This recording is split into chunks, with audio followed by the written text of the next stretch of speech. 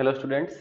तो last video में हमने पढ़ी थी SN1 रिएक्शन। अब हम देखने वाले हैं SN2 reaction, by molecular nucleophilic substitution reaction. तो समझना ये भी बहुत इंपॉर्टेंट है, क्या डिफरेंस है वो भी अपन बात करेंगे।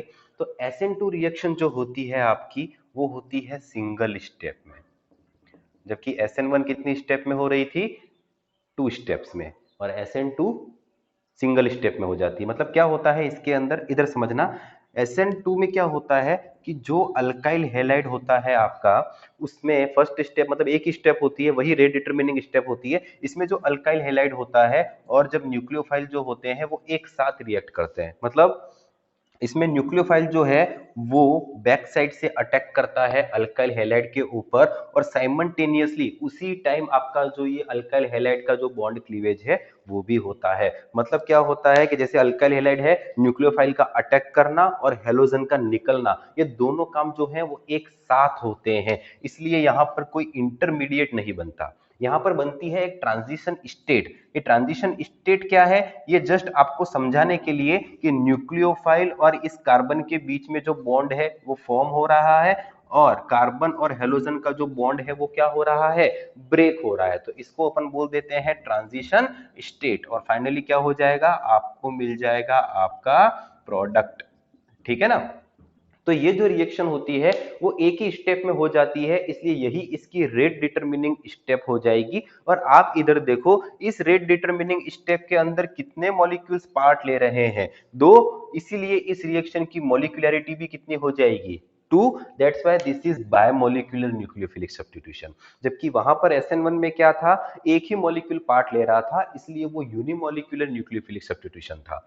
दूसरी चीज, इस रिएक्शन की जो रेट डिटरमिनिंग स्टेप है उसमें 2 मॉलिक्यूल्स पार्ट ले रहे हैं, इसलिए इस रिएक्शन की जो रेट होगी वो concentration of alkyl halide as well as concentration of nucleophile, दोनों की कॉन्सेंट्रेशन पे डिपेंड करेगी। तो इसकी भी पावर 1 है, इसकी भी पावर 1 है। दैट्स वाई ये जो रिएक्शन होती है वो कौन से ऑर्डर की रिएक्शन हो जाएगी, आपके सेकंड ऑर्डर की रिएक्शन। और ये ऑर्डर वगैरह क्या है वो तो आप जानते ही होंगे, केमिकल काइनेटिक्स के अंदर मैंने खुद पढ़ाया है। आप चाहो तो वीडियोस वगैरह को उसमें सर्च कर सकते हो, ठीक है, मैं लिंक को डिस्क्रिप्शन में डाल दूंगा बिल्कुल। तो ये कौन से ऑर्डर की रिएक्शन हो गई, सेकंड ऑर्डर की रिएक्शन। तो ये था SN2। अब समझना इधर, अब बात करेंगे अपन इसकी भी रिएक्टिविटी के बारे में। इंपॉर्टेंट वापस से, अब अपन क्या बात करेंगे, इसकी रिएक्टिविटी।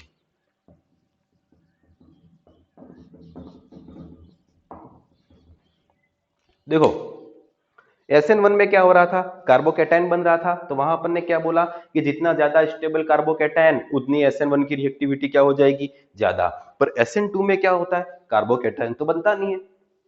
तो इस रिएक्शन की रिएक्टिविटी को कैसे चेक किया जाए, इधर समझना। इसमें क्या होता है कि जैसे कि ये आपका कार्बन है अल्काइल हैलाइड वाला, और न्यूक्लियोफाइल जो है वो बैक साइड से आके अटैक करता है। अगर इस कार्बन के ऊपर मैं बल्कि ग्रुप्स लगा दूंगा तो उस न्यूक्लियोफाइल के बैक साइड से अटैक करने की टेंडेंसी क्या हो जाएगी, कम। मतलब यहां पर जो रिएक्टिविटी होती है वो उस न्यूक्लियोफाइल के इजी ऑफ अटैक के ऊपर डिपेंड करती है। मतलब सीधी सी बात है कि ये जैसे कि मैंने यहां पर एग्जांपल ले लेता हूं, मैं इसको मिटा देता हूं, मैं एक बार इधर देखना। एग्जांपल वही जो अपन ने पहले लिया था उसको ले लेता हूं मैं। जैसे कि मेरे पास है CH3 मतलब एक 3 डिग्री अल्काइल हैलाइड ले लिया मैंने, ठीक है। एक ले लिया मैंने ये 2 डिग्री अल्काइल हैलाइड, और एक ले लिया मैंने 1 डिग्री अल्काइल हैलाइड। ठीक है ना। इन तीनों को समझो, इन तीनों के ऊपर मुझे कौन सी रिएक्शन करवानी है, SN2। तो तीनों के अंदर क्या होगा कि ये जो न्यूक्लियोफाइल है वो क्या करेगा, बैक साइड से अटैक करेगा।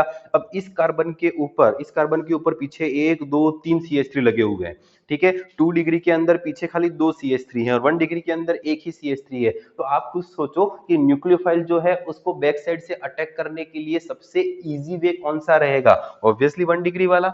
जहां पर क्राउडिंग कम होगी, स्टेरिक हिंड्रेंस कम होगा, वहां पर ही तो वो न्यूक्लियोफाइल इजीली अटैक कर पाएगा। इसीलिए SN2 रिएक्शन के अंदर जब अपन रिएक्टिविटी की बात करते हैं तो सबसे ज्यादा स्टेबल 1 डिग्री, फिर 2 डिग्री एंड फिर 3 डिग्री। इसलिए SN2 के अंदर रिएक्टिविटी का जो ऑर्डर आता है वो क्या आता है, 1 डिग्री, 2 डिग्री एंड 3 डिग्री। जबकि SN1 में क्या आ रहा था, 3 2 एंड 1, और SN2 में 1 डिग्री, 2 डिग्री एंड 3 डिग्री। ऐसा क्यों होता है? क्योंकि न्यूक्लियोफाइल जो है वो कहाँ से अटैक करता है? बैक साइड से। ठीक है, और जितना इजीली अटैक कर पाएगा उतना इजीली इस रिएक्शन को वो प्रोसीड कर पाएगा। ठीक है बच्चों, और एक लास्ट पॉइंट, वो SN1 के अंदर मैंने आपको बताया था कि SN1 रिएक्शन जो होती है वो रेसेमाइजेशन के साथ कंप्लीट होती है, जबकि SN2 जो होती है उसमें रेसेमाइजेशन नहीं होता। SN2 रिएक्शन जो होती है उसमें होता है वॉल्डन इन्वर्जन। क्या है ये वॉल्डन इन्वर्जन? इसको समझना। वॉल्डन इन्वर्जन का मतलब है मॉलिक्यूल जो है वो कैसा हो जाएगा? इन्वर्स, मतलब उल्टा, जैसा था उसका उल्टा।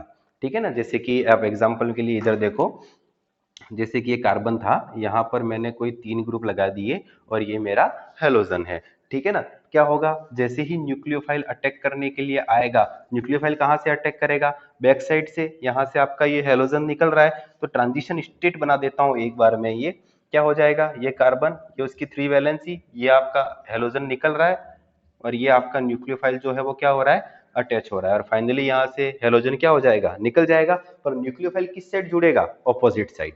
जिस साइड से आपका लिविंग ग्रुप बाहर हो रहा है उसके ऑपोजिट साइड जो न्यूक्लियोफाइल है वो अटैच हो रहा है। मतलब फाइनली जब प्रोडक्ट की बात करेंगे तो वो इस तरह से मिलेगा, मतलब मॉलिक्यूल जैसा था उसका कैसा हो जाएगा? उल्टा।